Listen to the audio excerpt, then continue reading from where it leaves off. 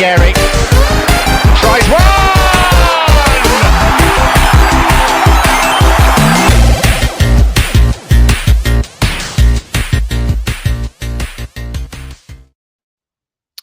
Welcome in to Not That Kind of Gooner, an Arsenal podcast. And I'm still coming back from vacation, so I don't have a little line to lead things off with. My head is about as empty as the stadium was for Chelsea against LAFC. So that's where I am right now. We'll chat about the Club World Cup a little bit, along with some transfer window stuff and kind of just generally the state of things for Arsenal Football Club. But welcome in. Thanks for for the three of you watching. Thank you for tolerating us taking a week off, and it's good to be back with you. I'm coming back from France, which was nice. I did not go to Nice, so I'm not going to make that joke. But really nice week off. Just kind of exploring different parts of the country, and feeling nice and energized. So we're going to talk about Arsenal as we always do, and we're going to talk about what City and Liverpool are up to. We're going to talk about Spurs. We're going to talk about kind of unrest among the Arsenal faithful. We're going to talk about a couple signings that we have probably made at this point, and we're going to talk about how a couple other signings are probably linked. So we're going to get to all that. But first, I want to introduce our guest for today, which you can see him on screen here. He's back for round two. It is Mr. Curran, who you can follow on Twitter at CurranBOP. Curran, my friend, how are you doing? I'm good, man. Not really much to talk about, but you messaged me early saying that there was not really much going on. So would you want to do something? I was like, yeah, sure, why not? There's not really much going on, so why not? Yeah. It's weird because I feel like it's where the transfer window is reopened, right? We took that little break for the Club World Cup. Transfer window reopened today, and I feel like we're forcing it a little bit with kind of all the coverage of. I literally saw a tweet today where there's a guy basically saying, I've got an update from the Sheshko camp and nothing has happened, and everyone's like, great update, thank you for that.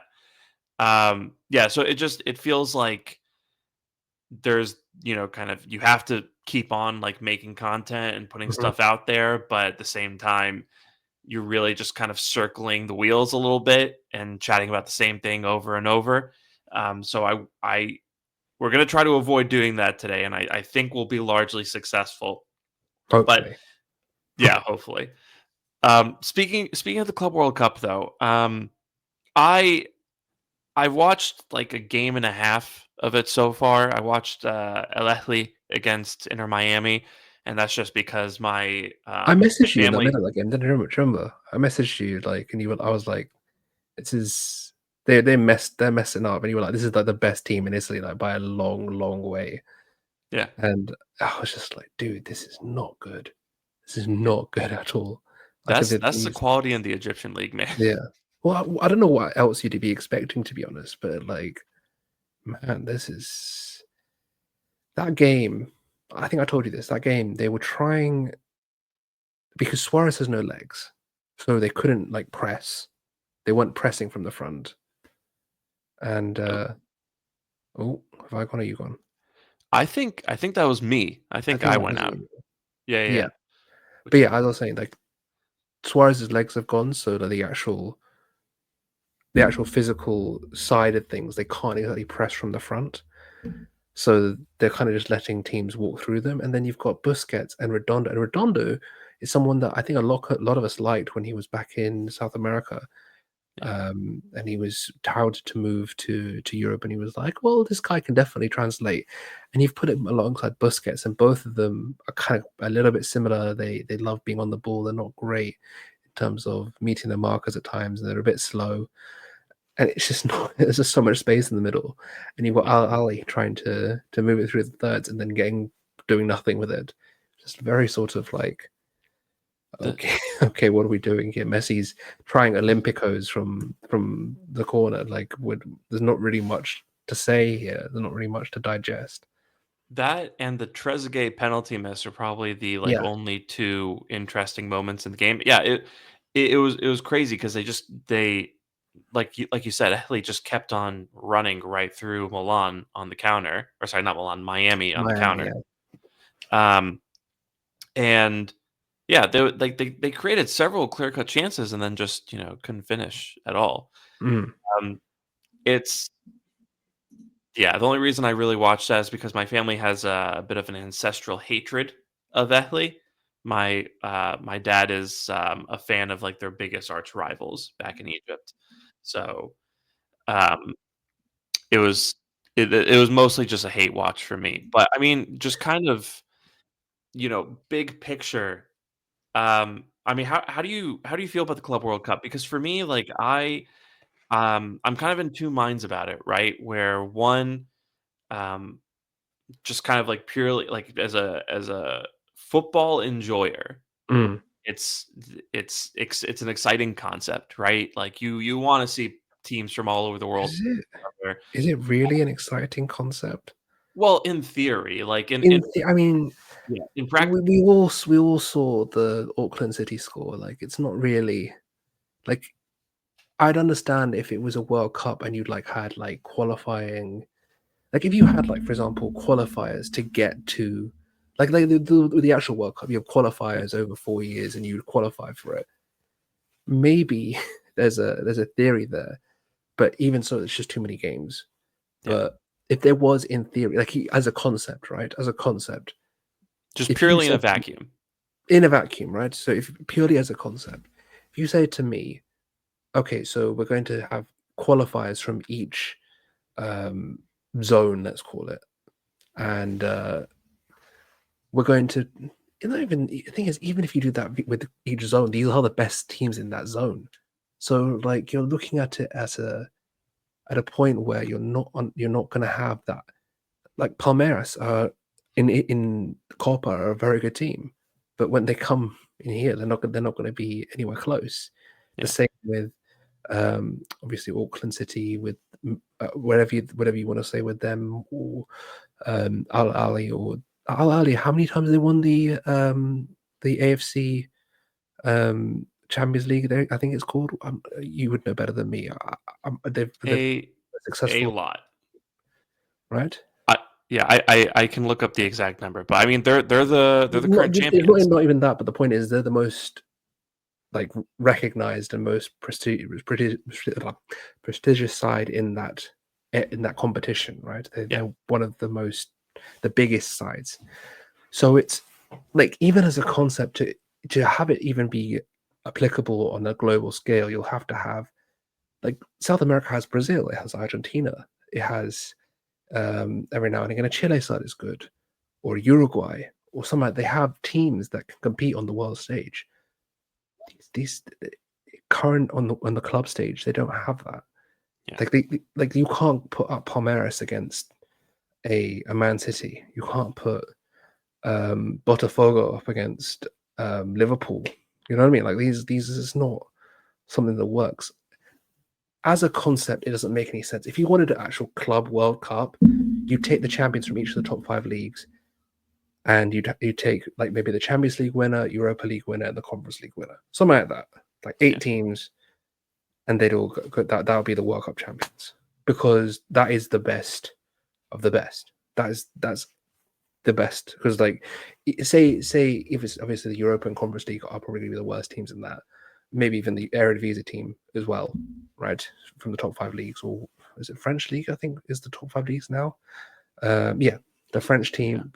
So Spain, Germany, England, Italy, and France. So those are the top 5 leagues. So it wouldn't be that bad. 5 champions, Champions League winner, Europa League winner, Conference League winner. That would at least be that would be something that you could do, and then have an actual like Champions Cup. But this is just like, what are we doing? What are we doing? There's no Yeah. like the guy. There was an article on BBC Sport about the guy. There was a guy talking about how he had to take leave for this from his actual job to come and play at the Club World Cup. It's just like, come on. Of course, he got battered 10-0. That's just sad. It's not like, what do you want me to do with that? That's like, Elisa's right. Why would you feel sorry for them? This is a waste of a lot of these guys' time. They're not even going to be playing at the top standard of the levels that they could have been playing at because no one gives a crap, and these players are worn out as it is. So the whole Well, concept makes no sense. it's definitely a waste of the players' time, but it's not, at least in the club's opinions, right? They're getting millions of dollars Of to course. participate in this, and this kind of comes to why I have my reservations about this tournament, right? Because I think not only does it really exemplify the imbalance in quality, right? I mean, uh, Bayern Munich 10-0. Chelsea is gonna, dog walk some of the teams that they come up against. I mean, they're Um, playing LAFC today, aren't they? I don't even know if that happened yet or not. yeah, they just beat them 2-0, which honestly is lower than I expected, but that's Chelsea for you.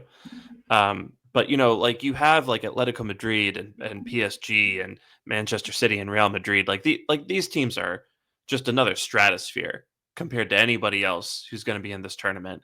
And so it just kind of like on multiple levels, I think it also produces more imbalance in the game where you have these teams that are already really rich. A couple of them have basically endless budgets for all Mm, intents and purposes, and they're going to stroll to the championship, to ultimately being the winners of the tournament, and they're going to receive a package that's a little over 100 million for doing that.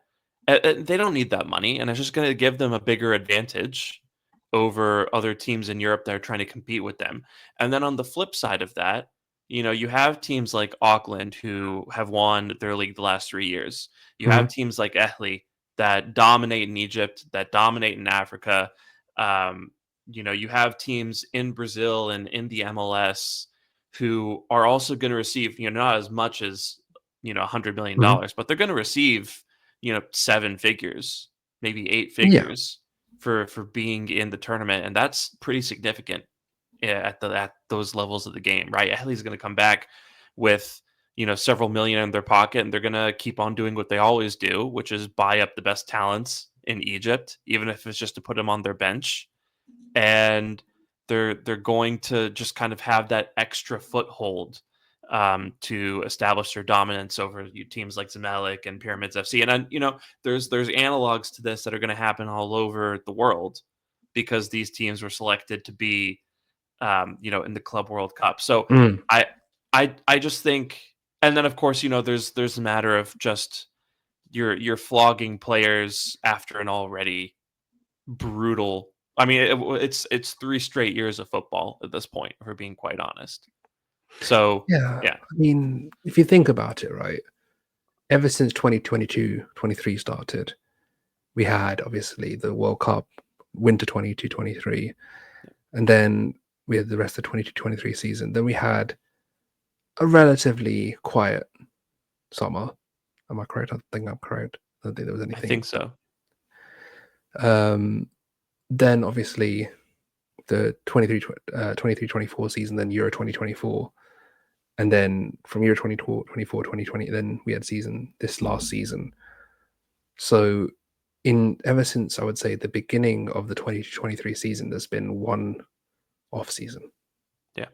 which is kind of crazy. I mean, I was thinking about this earlier, actually. It's strange as I just remembered it. I don't know where this project would it be if the Qatar 22 World Cup didn't happen. If that World Cup doesn't happen and we just keep going, there's no Jesus injury. Are we even looking at a 9 now? Like I very much doubt Probably it. not. Yeah. It's just, and it just goes to show. It just goes to show what I was saying before. It just that there's been one off season. Like I hate off season. There's been one, um, like summer of no football, which is just mental. Yeah. And I was saying earlier as well because there was a clip from Clive, and I love Clive. And Clive's a great guy. He's very intelligent and he's very articulate at what he says. But he said something about Gyökeres wanting. Maybe this is a good transition to Arsenal, but Gyökeres wants to take the 9 and he wants to be the striker, whereas Shashko didn't know whether he could displace Havertz.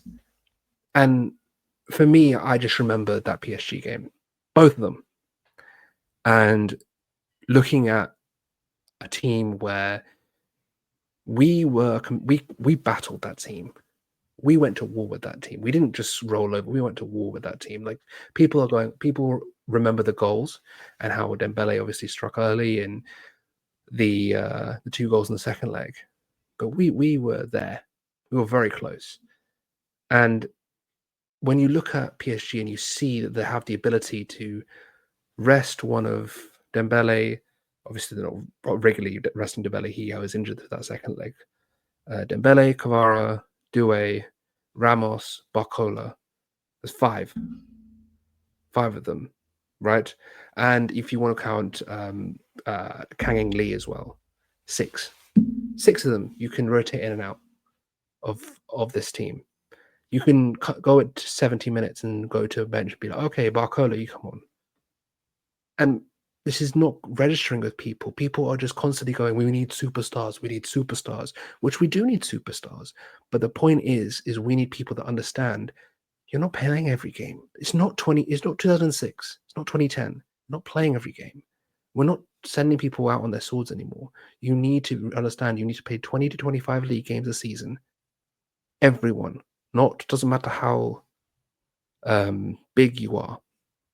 Saka's too. Everyone needs to be understanding that this is not something, a calendar that allows you to stay fit for 11 months of the year without having grave injuries like we had last year. And if Mikel hasn't learned that, then he's going to learn it again this year. He has to learn this lesson. Yeah. You have to rotate. You have to sub players off. You cannot depend on just 1 or 2 guys.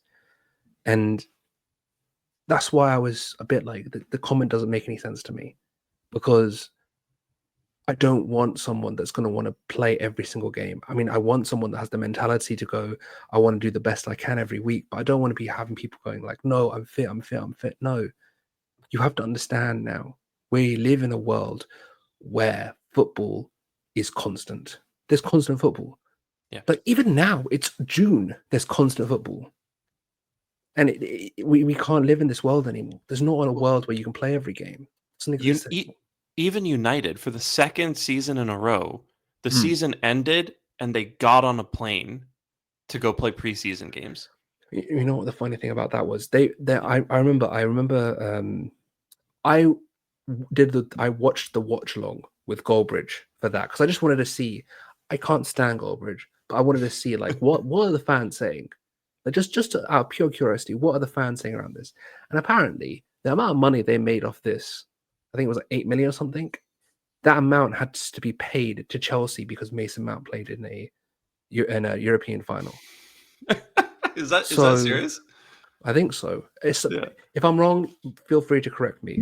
But I'm pretty sure that was the case. I remember hearing him say that, or like a majority of it, or like a portion of that, which was significant, had to be paid to Chelsea anyway. So they basically went on tour for Chelsea to pay off Chelsea. So yikes. And they were very unserious. Like they were constantly like the pictures and video leaking, like Xerxes out getting food at 3 a.m. and this very, very, very strange tour they did there. Garnacho shouting at people was very weird. It's why they lost. This is my thing. Hong Kong 11 or something. Yeah, Hong Kong All Stars, I think it was, or something like that. But yeah, my point is very simple. If you're not able to sit on the bench, you aren't going to be playing. You can't be constantly thinking that you're going to play 50, 60 games a season and think that it's going to work. You're going to get injured, you're going to break down, and then what do we do? Because if you're not out, look at guys like Kivior. Kivior stepped in and he did a decent job because he had a lot of time to build up to that PSG game, the Madrid game. He had minutes to build up because Gabriel went down and he had a couple of weeks to get better in it. But we shouldn't have to give people a couple of weeks to get up to speed. People should constantly be in the loop. And if you're not good enough to be in the loop, you can't be here. And I fear if it's Gyökeres, I fear that it's in 2 years, 3 years' time. I think that there's going to be a conversation where, look, I don't think that he's going to understand whether he can sit on the bench at times or not. I'm not saying it's an attitude problem, but if that's a real concern for him, if that's what Clive said is true, that's not something that's not a good flag for me. I don't like that. Yeah, right. Well, I think first of all, I agree with the fact that like this is going to become a group effort in years to It has come. to be. It has to be. Like no Yeah, club can sustainably go 11 after 11 after 11 after 11 week on week on week. It just can't happen. I'm Can't. hitting. I don't want to see Saka play like more than 3,500 minutes next season. And I don't honestly, want to see 3,500 anyone is play really that the amount of high end. minutes. Hmm? No one should be playing that amount of minutes. Yeah, Like we look at like people say, oh, Pep has a small squad. Pep has a small squad because all 17, 18 of them play constantly. yeah, We don't.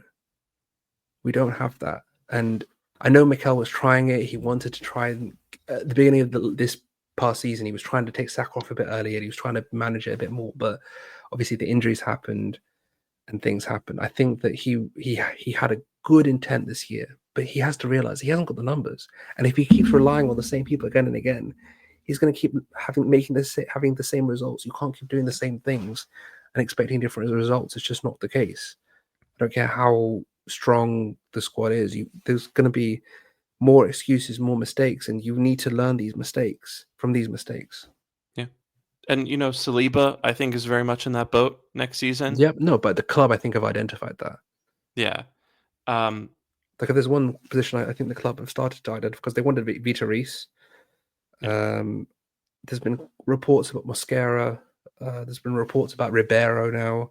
I think there is a definite want from the club. And we've been So after see if they get it. Jorge for a little while. Although that might be more just related to replacing one of Kivior and Galfiore. Mm. But yeah, no, I mean we're just hitting a point where we're gonna play 50 to 60 games a season, and it's only a matter of time before we start qualifying. We probably will qualify for the next Club World Cup, right? So we'll Yeah, have to go play in that. And we're playing in the Premier League. We're playing in the Carabao Cup and the FA Cup and the Champions League. And most of these guys now are stars in their international teams, so they're going to go out and play those minutes. Not to mention next summer you have the World Cup yeah, as well. and that's in So America as well. And it's not because I want to crap on America, but the point is those pitches feel are not going to free, be. honestly. Those pitches are we've known from preseason. Some of those pitches are, the 4G, whatever it's called, half Astro pitches aren't great, and it's a concern. And I'm always wary of warm weather World Cups Hmm. just because it's summer, and I'm just it worries me. That's just a personal thing. It's not like a thing, but it worries me. And Yeah, after what happened this past World Cup, I'm just because the thing is, I don't give a shit about England anymore. So I just want my guys to get home. That's it for me. yeah, If England do well, congrats. We'll have a bit of a party, whatever. But outside of that, don't really care. So just as long as everyone comes back safe, that's all I really care about. yeah, yeah. And I think that's why I get excited about kind of links to, guys like you said, Mosquera and Alexander Ribeiro, and then we've had links to. I actually wouldn't have minded Leroy Sané, not as you know the Rodrigo or Williams level signing, right? But as another guy, as another body in the team, I wouldn't have minded as much. I loved the link to Bakayoko the other day. I think he's a really interesting player. But and I think you said this online earlier today. It's about quantity. It's about getting enough players in there who can come in and just take the minutes a little bit. And yeah, I really hope Arsenal are cognizant of that. And just kind of thinking about this world that we now live in where just the football just never stops. It's year round for 3 4 5 years at a time. I I find myself increasingly disappointed by how short Arsenal let themselves enter this season. So, that's kind of one of the things I want to see this summer, where they not only kind of address I think the top end quality issue that we have in the final third, but also just add a little bit more depth to the squad and just make sure that we're able to protect the real difference makers in the team and make sure that we're not just rolling out Gabriel and Saliba for 55 games a season, or that we're flogging Saka on the right flank, or that we're making Odegaard play, 4,500 minutes every year. Mm. These guys have to be protected. So yeah, I hope that's something that gets done this summer. But speaking of things getting done this summer, I kind of wanted to ask. So City have at this point officially acquired Cherki, Reinders, Yep. and hmm, Yep. They've done yeah, that. Turkey Rangers. there's one more. They're looking at Livramento as well. They've done. Also, they've done Nipan. They've done. Nipan. Um, There's one more that they announced with Cherki and Reinders, but I'm forgetting who it is at the. Oh, Eight Nori. Itnori. Yeah. Yeah. So they've gone and done that. Liverpool have basically wrapped up the Verts deal, and I think they're close on Kirkez. They've And then announced Frimpong, Frimpong, um, and even Spurs. Obviously, I don't think Spurs are going to be in the running for the title or anything, but they've gone and hired Thomas Frank, and now they're in conversations reportedly for Brian Mbumo. So I just kind of want to get your thoughts on like your concern level about kind of the moves that our competitors around us have made, considering at this point in time we've only really made a couple signings, we haven't announced anything. Like, I my thing's very simple. I just want a squad that's reasonably close to the final form before preseason. People Mhm. can do. I'm not too bothered about a City or Liverpool. I just want us to stop selling ourselves short. If we go into a season where you've said to me, okay, so Mendy has got a full preseason, whichever striker we've got has had a full preseason. Maybe the winger has had like comes in the middle of the preseason, like Zinchenko did, like he gets a couple of games and he sort of integrates into the squad. That's all I ask. I'm not asking for so I just want to make sure that we go into this season with no excuses about, oh, this guy hasn't had a full preseason. This guy has come in late. This guy has come in. The guy has done that. We've had to emergency loan this. We've had to do that. We've had to do this. It's nice if you're a City fan, if you're a Liverpool fan, if you're a Spurs fan, even or even a United fan with this Cunha deal. Like it's nice for you. Congrats. But honestly, my thing is very simple. Just get the majority of your business done before the preseason starts. If you can get the most of this done with it before preseason, as in the striker as well as Zubimendi, those two are the main ones. If you can get the striker and Zubimendi in, because the winger, for all intents and purposes, should really, we can get by with like Martinelli, and if Trossard stays, Trossard, those two can kind of let the third winger come in, and Saka obviously can start, and whoever comes in, we're looking at probably a combo winger that play both sides. So and Ethan obviously is there. Like in theory, we have four wingers, right? But I don't think Ethan's really a winger, and Trossard is not good in terms of transitions and being able to stretch teams at specific moments. He's good inside the box. He's a good shooter in the clutch at times. He's obviously proven at times that he can't do that as well. The Villa moment, we will remember that kind of thing. But my thing is that if you can get the majority of this squad done and give the majority of the squad a preseason, get going and start on a good foot. We remember last season where it got to the international break and we were already sort of thinking, because the window closed and Sterling came in and was like, okay, this is okay. But like deep down, we all kind of knew no striker, no X factor that we were promised. Like it's just not, we're always playing catch up. That's why I felt last season. We always were playing catch up, and we can't do that again if you want to win something this year. So it is what it is. I mean, I just think that if you are whatever decisions you make them quickly. Do not just sit on your hands, because it doesn't look like we're inactive. I had a chat with Alex Moneypenny on the timeline a second ago, and he was like, "Well, we're doing this. Apparently it's a slow window." I said, "Look, mate, it's not. The question isn't that we're inactive. It's the fact is that we want the team to be ready for the beginning of the season. If the team is ready for the beginning of the season, I don't think anyone has a problem, because that's all we asked for. We asked that the manager's given it what he's asked for, and that he's given it in a timely manner so we can work with them to get them on the pitch and get them fit and firing for the season. If we can do that, then that's it. That's all people want, which is why I'm not exactly going crazy. I'm just being very simple in saying that we need players that can rotate minutes, and we need players that can actually stretch teams when we have to play mid blocks. Those are the only things I'm really concerned about, and try and get something to sort out, like some minutes for Saliba off the bench, or maybe a flying left back if you need to get Rodrigo or whoever it is on the left wing, who if they come inside, even that way you can accommodate a Trossard because he can come inside and the winger can fly, or the left back can fly. So whatever you want to do, just get it done in a way that we're not chasing the beginning of the season. We're in a position where we can dictate what we want to do for the season and start off on the right foot instead of going and chasing them. And the other thing is for sales as well, because once you do your business, the people start coming to you because you have players.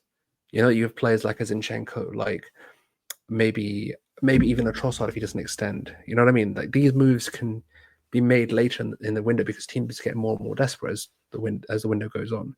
I do not want to be one of the teams that are desperate. I want to be the team offering players to teams that are desperate. So that's just where I'm at. I think that's the main thing. I'm not panicked because there's nothing to panic about. What am I going to do? What are you going to do? What is anyone listening to this going to do? What have I got to panic about? I'm going to tweet about it every single day, every hour, on the hour. No, I mean, look, there is nothing any of us can do. I know that sounds ridiculous, but you and I and anyone here has no power. Get angry. I go to games. I don't go to games. I tweet about football. I do podcasts sometimes, but I don't feel like it's not 2021 anymore. I don't have the anger in me anymore. I don't care enough because one, the club has given me no reason to indicate that there is going to be a change in how we do business. So why would I get concerned when I know what the pattern is prior to this, and I know how the club operates, which isn't quick. The club is not a quick club. They're not ones that do deals quickly. Even if we do start moving on a player, expect like 3 or 4 bids. Remember the Ben White situation. Remember the Gabriel Jesus situation. We don't do quick bids. Lissandro, even when we didn't even get him, we spent 3 bids. Mudryk, same thing. Multiple bids. Yeah. So even when the deals are happening, I don't expect them to be like done. Then never. So even Timber. Do you remember we came out of nowhere with Timber, but even then it still took like time to get it done. Like the initial contact was like, oh wait, it's us. We're negotiating with Timber, and then it was sort of like, well, it's happening, and then eventually it happened. So even the surprises aren't surprised. So I don't know why anyone's panicking, because you should know what's going to happen. It's not going to be quick. So I mean, do you think there's any chance that things are a little different because Berta's in now? No. No. I think that there's a difference in approach in terms of we have multiple deals in the air, we have multiple targets in the air, but that way that we actually negotiate prices and deals is not going to change because it's not him. He's not the negotiator in terms of prices and financials. Those are the lawyers. Those are the guys like Richard Garlick, Tim Lewis, these kind of guys. That's not going to change. In terms of identification of talent, in terms of how we negotiate, in terms of attracting players and letting players go, that will change. But the actual nuts and bolts of how we do deals, I do not expect to change. Maybe they do, and I'd be very, very happy to see that happen. Yeah, but I'm not holding my breath on that front. Yeah, it's interesting, right? Because like with Berta, like I know the difference. It's it's a change up from Edu, right? Because Edu Yeah. was almost infamous, right, for kind of deciding on his plan A's in Mm. positions, and then he'd go after them, and then if those fell through, he didn't really know what to do after that. Yeah. So I like with Berta that there's multiple deals in the air. He's negotiating with multiple clubs at the same time. He's kind of giving us a little bit of wiggle room, kind of some choices to make. But Like with both forward positions, there's yeah, I would say for striker, obviously there's the two Gyökeres Sheshko. That's the most obvious one. But even for left wing, like we've had contacts with Leao, we've had contacts with Rodrigo, Nico Williams. Like it's not like there's one specific target. I think what we've been told about Berta, anyway, we'll see if this is true, but he will keep multiple deals on in the air, and then whichever is the most financially and sport in terms of sporting wise is the best pick, he will pick, yeah, and he will let deals happen in the background and see what works for him and the club, and then we'll get it done. So if that's the case, that's the case. But again, that means that you're waiting. So yeah. I'm not exactly thinking that things are going to happen quickly. I don't expect, for example, if it is Rodrigo, for example, don't expect anything before the Club World Cup ends, which is what, mid-July, if I'm not I think mistaken, so. Yeah, or whenever they get eliminated. If they do get eliminated, I doubt they do. But the point is that if as long as Madrid are at the Club World Cup, a Rodrigo deal is not happening, even if he isn't starting against what was it? Or not Al Ali, Al Halal. Good God. yeah. Yeah, so we'll see. We'll see. I mean, they are negotiating Raheem Diaz's extension, so that's kind of like, well, they've bought Mastantano, they're renewing Diaz. Goulet's a starter now, according to Alonso. So where is Rodrigo going to fit in? He's not He's not going to play on the left with Vinny and Mbappe there. Yeah. So And logically, even there's it sounds a little bit like a conspiracy theory, but even like he's not appearing in Real Madrid promotional materials. no. I did see him in the home kit. Oh, you did? Yeah, I did see him in the home Okay. kit. Okay. I'll send it to you when we're done here. But I did see him in the home kit. I think maybe I'm mistaken, but I'm pretty sure I did. And they did put out like uh some how can I put it? Like some token training pic of him and Alonso doing one-on-one training. I remember Mm, seeing that doing the rounds. But that feels very forced. I don't know about you, but that feels like it's like, oh look, we're keeping him. yeah. Every action you've done shows that he's not going to be one that you're prioritizing. So I don't know. I feel like out of all the left wingers, because that whole thing is really annoying. I don't know about you, but that whole thing has really annoyed me. Like I'm really over it. uh, because you know what it is. It's the fact that he's so perfect for the role. Yeah. It's so annoying. Like he's one of the best. I'm not even going to go into it, but he is someone that I thought would be very good for the project. I don't know if it's 100% done because Barca are broke. They always will be broke, and they're not a team which are serious about things. Like, why would you? Like, my whole thing is you have Rafinha and Yamal, and why would you want?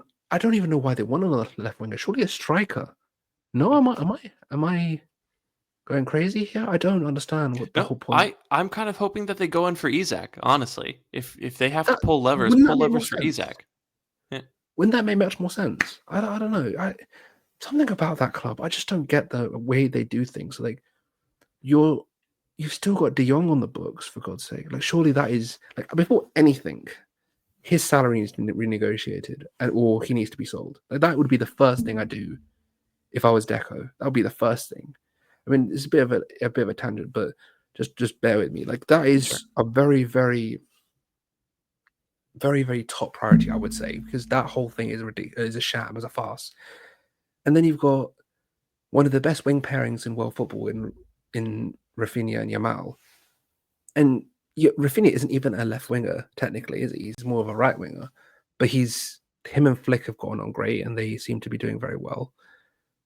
And then you go, okay, so we want another left winger. Like, what is like? Surely if it was me, if I know Lewandowski's getting old, like I would want that would be the main priority. I have the best wing pairing in probably world football, or top 2, top 3. The striker should be the major position, but they want another left winger. Yeah. Doesn't make any sense.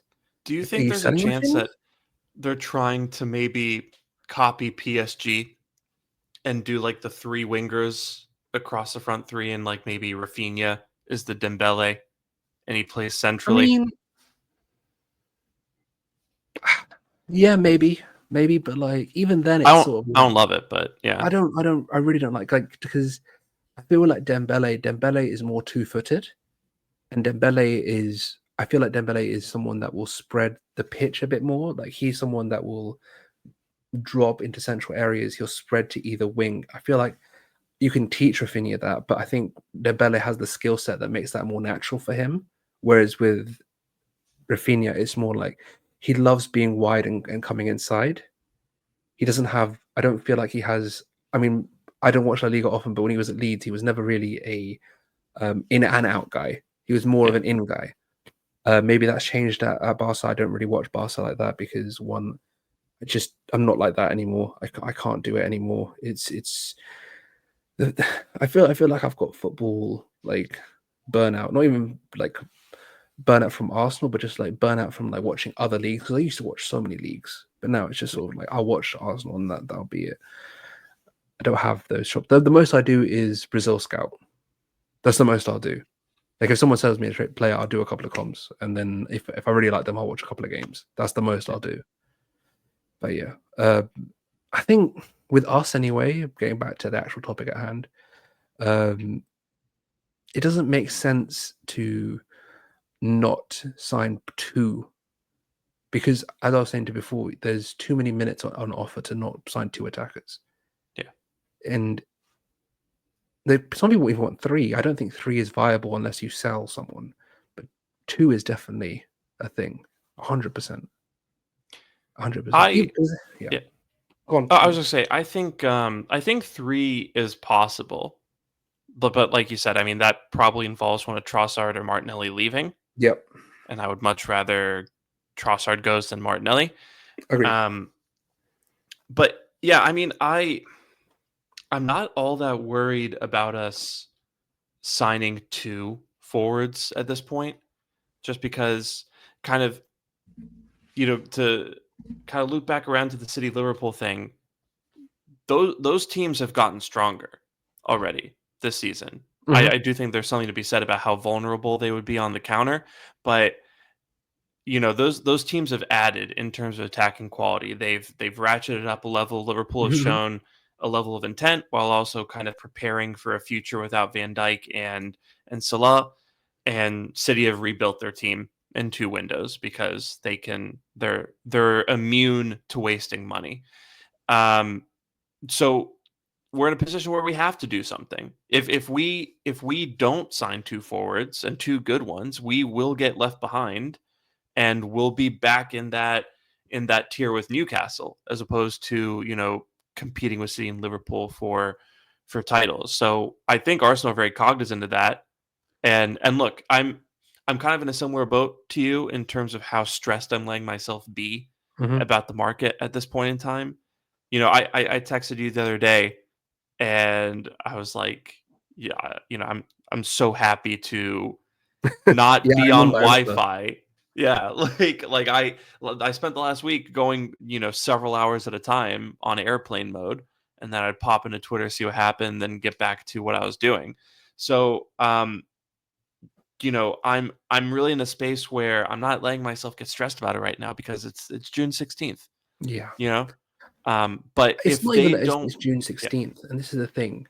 I feel like as I'm going to keep saying it, the preseason thing is the most important thing. But yeah, before June 16th, and even after all this time, my main thing, and this is what I pushed back on at the time, is this idea.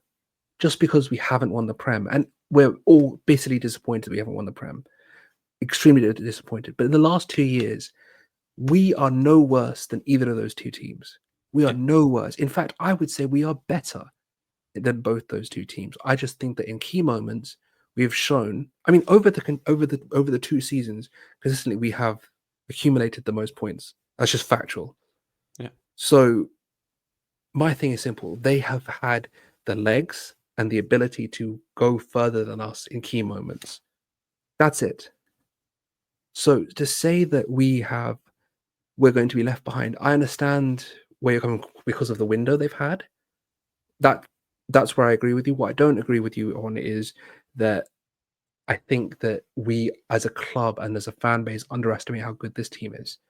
And I think that because we haven't got enough like talent in the final moments in terms of the injury last year or the specific ways we've fatigued in previous seasons or whatever you want to say. This is a very good team, and unless we decide to be dumb, we're not going to not be in a title race. Does that make sense? Does that make sense? Yeah, that Where makes we are sense. definitely going to be in a title race next year. I can say that with Yeah, 100% of even just with Zubimendi and Kepa. Like we will be in a title race, even yeah. if Well, the and window's the close. that's why I'm not in this constant mode of despair that a lot of people Mm. seem to be in right now, where it's like the world is falling. Because yes, like I do think if we don't do something in this window, it's going to be an issue for us in terms of competing with Liverpool and City. Mhm. But I do still have that kind of reflex every time I want to despair, every time I want to be, um, a little bit pessimistic, where I just think to myself, we have William Saliba, we have Gabriel, Yep. we have Bukayo Saka, we have Yep. Declan Rice, we have Jurgen Timber and Miles Lewis Skelly, and we've got some really It fucking good goes on players. and on, and this is where I want us to take a step back because there's been a lot of pain, and I feel like there's a lot of comments have come through pain Yeah, rather than through just objective facts. And the objective facts is that we deserve to be where we are. We deserve to be at the top of the table. We deserve to be around the top 2 or 3 teams in the league and around the top 5 teams in Europe. That's where we deserve to be over the past however many years you want to call it, last 3 years, let's call it. This is where we deserve to be. Um, thing is, and this is where I want us to really take stock on, as you've said it as well. Can you get from top 3 in the league to top 5 in Europe to top 1 in the league and top 1 or 2 in Europe? That's where we're missing, and that's where you need the numbers because we all saw what that PSG team did because they had quality off the bench. We do not have that yeah. because there've been times when I thought maybe if you start Trossard and then bring fresh Martinelli off the bench, then maybe that would be a thing that you could try. We tried that and it still hasn't really clicked. We've tried taking Saka off for Ethan, and then Saka got injured, and Ethan then got injured, and it's just like we need more. Needs to be more. There Yeah. needs to it's that simple. You can't play Marino at striker. You can't play guys that don't know the position to play striker. You're a top club. You're meant to be in a title race. You cannot do that. It's embarrassing. Like we loved it at the time, and I'm still very impressed with Marino and how he did. But it's embarrassing. Deep I down, we all knew it was embarrassing. Was it Yeah. not? No, I mean, I was just gonna say, like, I was really uneasy going into the season with two recognized center forward options. Yeah. That felt so weird to me. Like we sold Eddie and didn't replace him. Yeah. And if you want to sell Eddie, that's fine, right? But I like, implored you to sell Eddie. It was the right time to sell Eddie. yeah. It But was. like, just when I first started watching Arsenal games, Mm. we had strikers for days. You Yeah, know, we with had too we many. had we had Thierry Henry and we had Van Persie and we had Adebayor and Ali Adair, even if he wasn't great. But my point is we had at least three options in terms of center forward. Mhm. Um, and to suddenly move away from that, I felt like that was gonna bite us in the ass, and it did. You know, um, yeah, it's all about the numbers, and like even looking at Liverpool, right, where you have Salah and you have Gakpo and you have whoever they decided to play at center forward. Were they playing Gakpo at center forward actually? Jota, they Yeah, have Darwin, obviously, Diaz, Diaz at times. Harvey Um, Elliott. Harvey Elliott, yeah. Look, my thing is simple. In the 4-4-2 Wenger era, when we won titles, we had 4 strikers. 4, Yeah. right? Bergkamp, Wiltord, Henry, and Elka. 4 strikers. And obviously, those for 2 positions, we had 4 strikers. But remember, that was early 2000s when there wasn't 60 games a year. Yeah. Right? So, and the thing is, we do have, and my thing is, another thing is we do have a lot of young strikers at the club. We have Harry Menanous, who looks decent. There's going to be players like even Ethan has played 9 a lot. If you want to do that whole 4-4-2, that 4-2-4 situation where we have kind of the 2 double false 9s, if you want to play, for example, Havertz and Ethan together, or you want to play, I don't know, whoever the 9 is with Odegaard together, Havertz and Odegaard, and have the 2 wingers, you could do that as well. Because a lot of teams are trying to figure out systems and where you can sort of either try to overload the back line or unload the back line, where you can basically having to dislodge the back line because everyone's trying to press so high and the line is so high. So if you have basically players drug forward, so say your front 2 drag the 2 centre backs. It's going to be weird if you're listening on audio, but just close your eyes and listen. If you have the 2 strikers on the 2 centre backs and they drag them into their own half, wingers can make runs in behind, and then you can go over the top, like we did against Liverpool, 23-24. Like we had the Saka goal for Havertz when he had that one-on-one miss and Saka got the tap in. You drag the line up, you try to shuffle them around, you play in behind, and that's where you can kind of play that 4-2-4 sort of role. But for that, you need 4 strikers minimum, or you need 4 / like maybe 2 attacking mids with 2 strikers. And we had 1 striker and 2 attacking mids at the time. So Vieira and Odegaard, and then we had Kai, and then maybe Eddie. We didn't know if he was available, wasn't really playing. So that's why I don't really buy this whole thing of Šeško being worried about taking Havertz's place, because those 2 will play together many times. yes, If Šeško, like, I can imagine Havertz I playing feel as like it's a media thing. I don't think that, because why would the contents of a meeting be leaked like that? That doesn't make any sense. Yeah. To me, anyway. If you're negotiating with a player and he goes, okay, I'm not sure about this, you don't leak that he's like, oh, he's not sure about starting. That sounds like a very weird thing to do. I don't know. For me, that just sounded like something that was sort of manufactured, but maybe Very that's good way because to lose I trust. You never know. I'm not saying I'm not biased. We all have our biases, but I just feel like that was a very weird move to do. Yeah, no, I don't know. I never really buy into these whole like psychoanalytic takes on players that we haven't signed yet. No, I don't get psychoanalysis on football at all, because you're given what you're given. You don't have any access to these players. Yeah. You have no access to players. You just from a purely medical point of view. To do a history, you need to take a history. To provide a diagnosis for something, you need to take a history. You need to get labs. You need to make sure that you have any imaging you can take. You need multiple things. We have none of that. We have what the media gives us.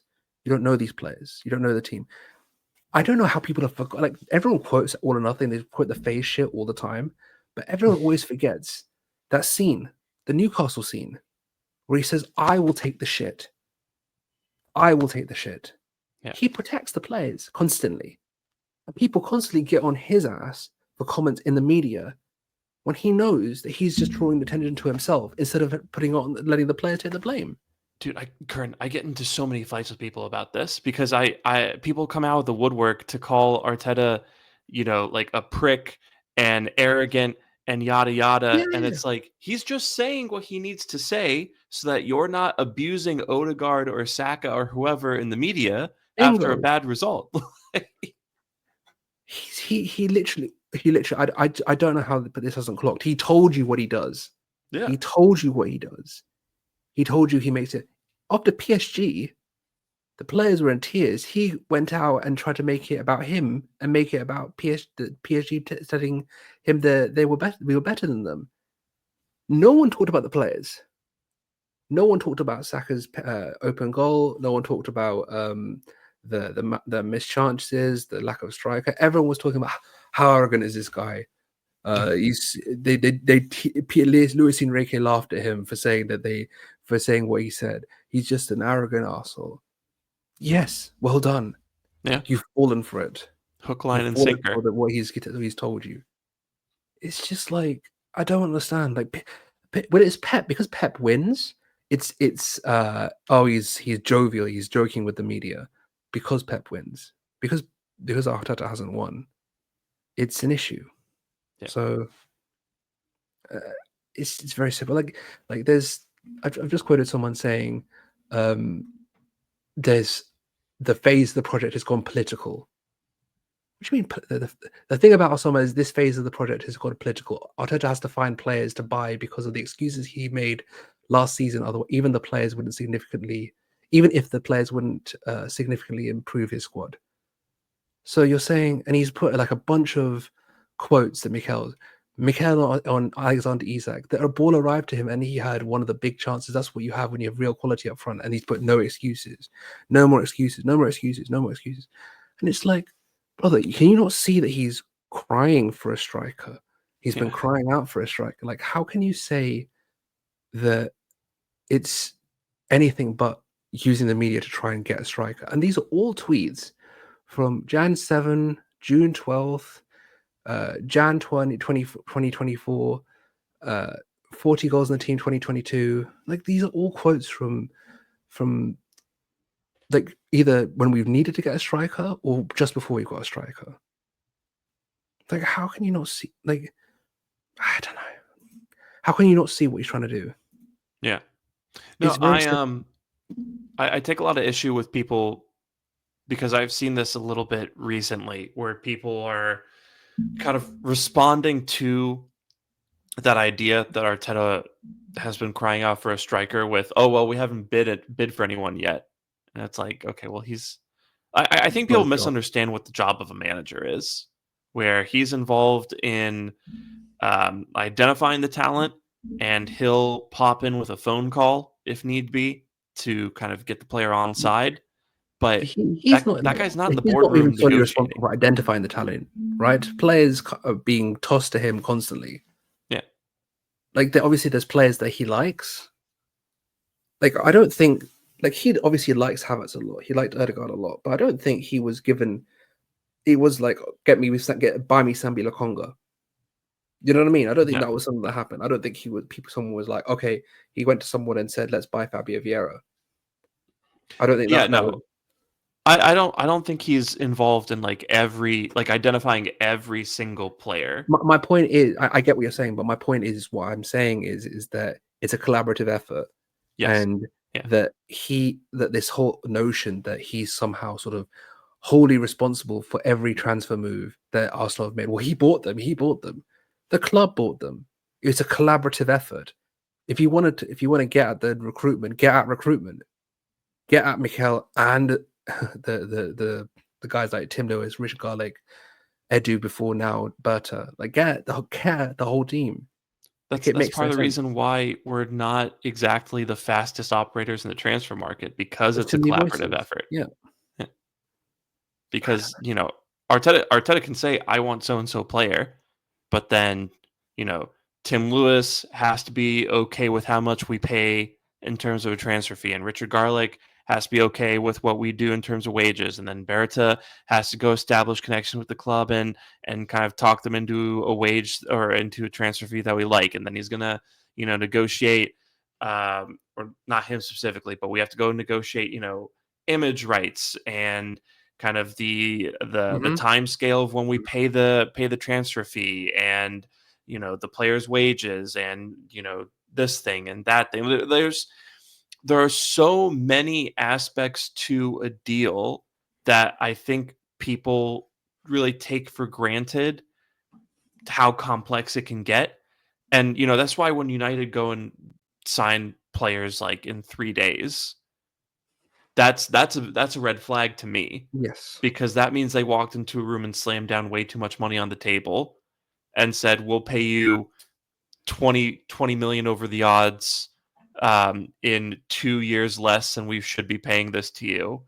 But we would like your player now, please. And that's why they're in the hole that they're in. So I really want people to operate with a little bit more nuance when they think about how transfers work. And that's not contradictory to the idea that we need to get things wrapped up mostly before the preseason, barring like a Rodrigo-esque situation where we're really just kind of waiting on him and the club.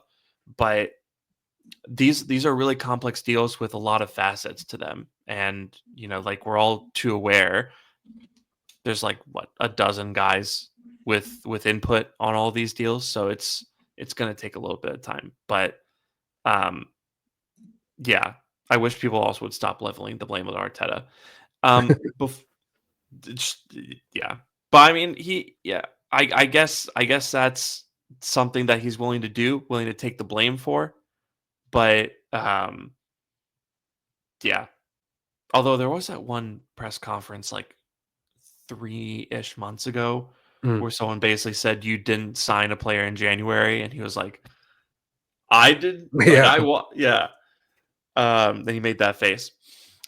Before we get out of here, because I see that we're at the hour mark, I just kind of want to ask you, how do you feel about probably the two players that we have just about gotten over the line so far in Zubimendi and Kepa? Okay, so let's start with the one that everyone's going to start on, and I don't care about Kepa. I wish I cared. You can try and make me angry. You can try and get me to care. I do not care. I hope he beefs Arteta in the Carabao Cup final. I hope he does something like that. I hope something happens. Like, get some drama in. I don't give a crap. But like, he was decent at Bournemouth. Why should I care that he's about a second keeper? The only reason people do care is that Garcia looked great, and I also agree Garcia looked great. But again, you're bringing in someone. This is the first goalkeeper signing since Ramsdale, where it's been like, not even since Ramsdale, since Leno, where it's been like, okay, so he's coming in and it's not going to disrupt the whole goalkeeper situation. Like, that's never been a thing. Like, Ramsdale came in to take Leno's spot. Raya came in to take Ramsdale's spot. I can't remember if Leno came in. When Leno came in, he was pretty much the number one. And then obviously Martinez came in. They had that whole thing. And then obviously Leno took over. And then Ramsdale got signed. So this is an undramatic signing. The only reason it's dramatic is because we've signed him from Chelsea and he's Kepa and his arms are short. It's the only reason why anyone cares. I want to care. I do not. Like, if I had the ability to get angry over Kepa, I would love to. Genuinely, it's funny as shit. It's a very funny signing. I want to get mad at it. I can't. It's 5 mil. Like, it's very undramatic. As for Zubimendi, look, this is something that I will gladly eat crow on, because when we initially linked 2023, I remember I had a Wisecout account. I thought, you know what, this guy is. Do you know Billy Carpenter? Yeah. Love his stuff. He made an infographic where it was like top jewelers in the top 5 leagues, and Zubimendi was like 4th. So I was like, this guy looks interesting. I'll give him a watch on Wisecout, and I did not like him at all. I did not like him. I did not like how he went into tackles early. I didn't like how he could be kind of pushed off the ball at times. There was a lot of things where I was like there's good in possession stuff, but could he just be like Jorginho-esque, but just a bit more physical? But this past year, since that Euros final, fair enough. There's definitely a player there, and it solves one of the biggest issues we have, which is the mid-block solver. I feel like he's someone that can dictate tempo without being Partey. without trying to be a cone in midfield, someone that will just overhit passes and do Partey things. He'll actually take care of the ball, can take care of tempo, and actually get us up through the thirds, and doesn't decide to leave the whole edge of the bloody box open like Partey does. I don't know what happened to him this year, but he has this thing where it was like, okay, we're defending in a low block. we're defending. I'm going to drop into the centre backs, and I'm not going to defend. I'm not going to move out to the edge of the area, and it Piss me cost off us to a no City end. win, and it cost us a goal against Chelsea. I'm sure it's cost us more times. But those are the two off the top of my head, and it's just like that's 4 points alone. Those 2 goals, 4 points alone, right? So, and obviously that you can't obviously say that obviously different things could happen. You can't blame it on one player. Obviously, everyone could have got better, but those 2 moments are just emblematic of things that are wrong with him. And I don't want to spend too much time on Partey because he's going to get me annoyed again, and I don't want to speak about him because it just pisses me off. But with Zubimendi, hopefully I don't have to see him anymore. I do not want to see his face. I just don't want to see his face anymore. I just don't want to see him around. I don't want to see his. I don't want to see his fans. I don't want to see anything to do with him. If you want to stay an extra year, stay an extra year. Just go. The minute you go, I'm telling you, I'm going to the Emirates. When it's announced that he's gone, like flame it all you want. I genuinely do not care. I'm going to go to the Emirates with a bottle of champagne and just have those steps by the stairs Yeah. where the tube from Arsenal. I'm gonna sit there. I'm gonna have a bottle of champagne, and I'm just gonna sit there and relax because he will finally have left my football club. Because I'm just so done. And if there's someone that is able to take minutes off him and not have him start minutes, great. I'll take it every day of the week. I might join you on those Yeah, steps. more We'll the see. merrier. Yeah, no, I'm Yeah. so with Kepa, right? I really don't have the energy for the whole like, we signed him from Chelsea, he's bad thing. I'm not 15 anymore. I Yeah. don't know how you can like he evidently had a good season at Bournemouth. I don't care how you chop it up. He did have a good season at Bournemouth. Yeah. And he's coming in to be a bridge from Raya to the Setfords and the Porters of the world that are coming through. Hopefully we'll get loans. Hopefully Carl Hein would be sold, and then you can start to create a pathway for a Setford or a Porter or one of these guys that have been signed. Because apparently Setford himself is like he's very, very highly rated by the club. So let's see. I think that I heard he hopefully might go on loan this next season, actually. I really hope they do. Both of them. Yeah. I think both of them deserve loans. I think maybe Porter stakes around is the third keeper, and then Setford goes out. I think that would probably be the better, more conservative way of thinking because Porter's obviously a bit younger, and will be. That is right. Porter's the younger one, right? I'm pretty sure. Yeah. And Porter's Setford's like 16, and 17. Setford's the one from Ajax. So There's that other one. I keep on wanting to call him Nipan, but it's a similar name. Nygaard. Nygaard. Yeah. Yeah. He'll probably go on loan, I reckon. Probably. Yeah. Yeah. But with Kepa, like I get it. Like Willian was terrible, Sterling was awful. I think David Luiz is fine, but like Willian whatever. had Like an actual role though. You know what I mean? Willian no, was meant to have like come in and do an actual job. Like he had Yeah. a sincere job. Sterling was meant to have the job of being the Saka rotation. Yeah. Kepa the second goalkeeper. There is not a real. You know what I mean? He will not start in the Prem. Maybe one or two games. That's why I don't have the energy to get upset about it because, and first of It's all, funny. way better than Neto, right? Yeah. Like when we signed Neto, like again, it was backup goalkeeper, so I just didn't have the energy for it. But when we signed Neto, I was like, I don't know what that guy's going to do if he has to play, right? At least with Kepa, you have a guy who has produced pretty well at the Premier League level. He's good on the ball. Yes, he's prone to a bozo moment, but what second string goalkeeper is or isn't, and I think a lot of people were still married to this Joan Garcia idea. I really That liked ship's him. yeah, Yeah. he's excellent, and he's going to be one of the best keepers in the world. But in terms of bringing that guy on to sit on the bench behind Raya, that train sailed. Yeah, Like, if it was going to happen, it would happen last year, I reckon. Like I would blame Edu more than anyone else with that deal, genuinely. So but after this season, like he's just too good, and there's too many teams interested in him. That guy was not going to go sit on the bench. So I'm fine with the Kepa deal. Honestly, I think it's pretty savvy, all things considered, as long as his salary isn't crazy.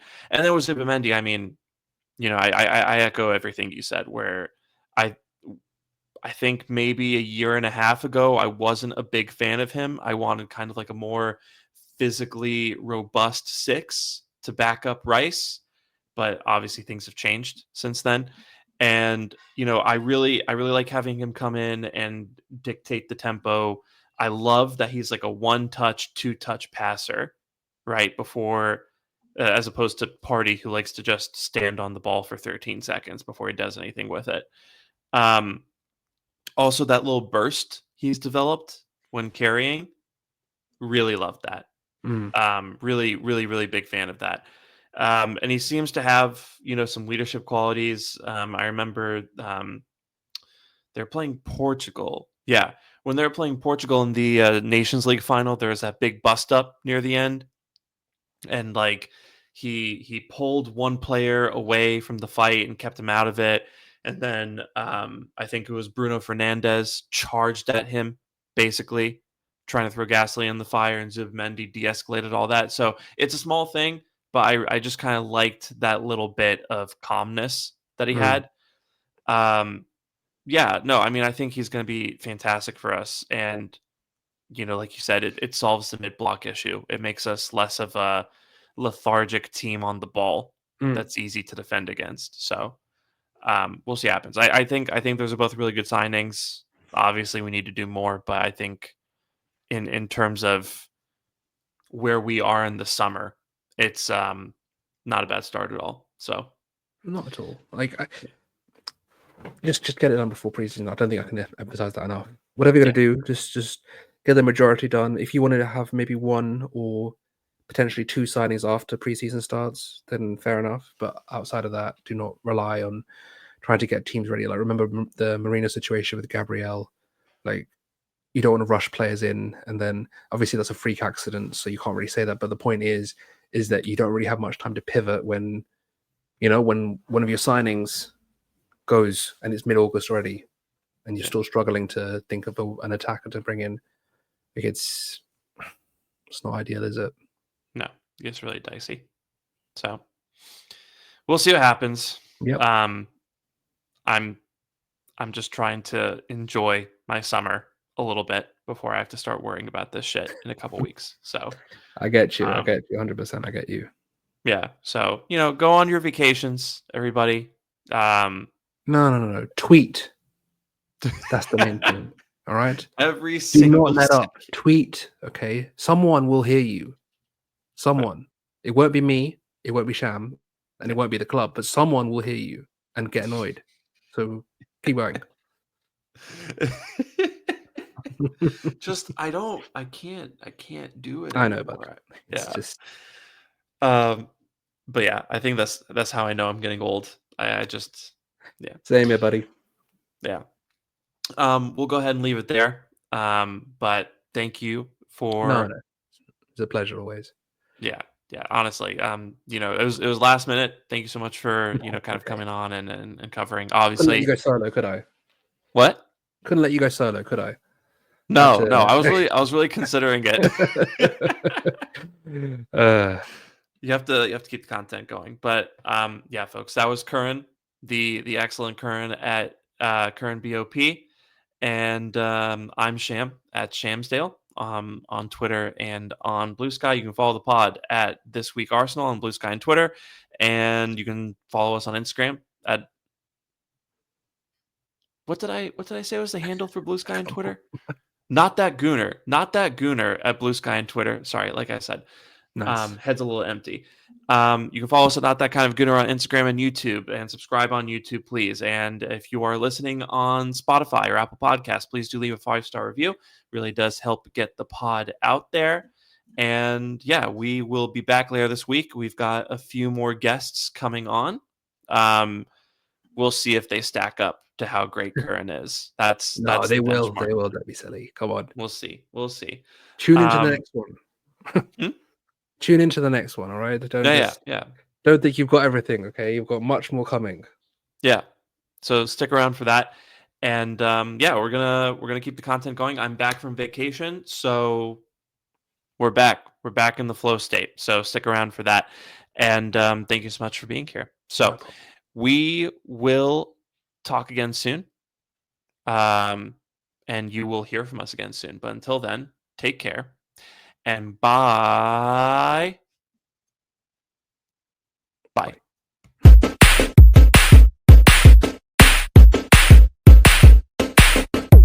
Secret Gooner. All right, I'm a Gooner. Oh, I love you!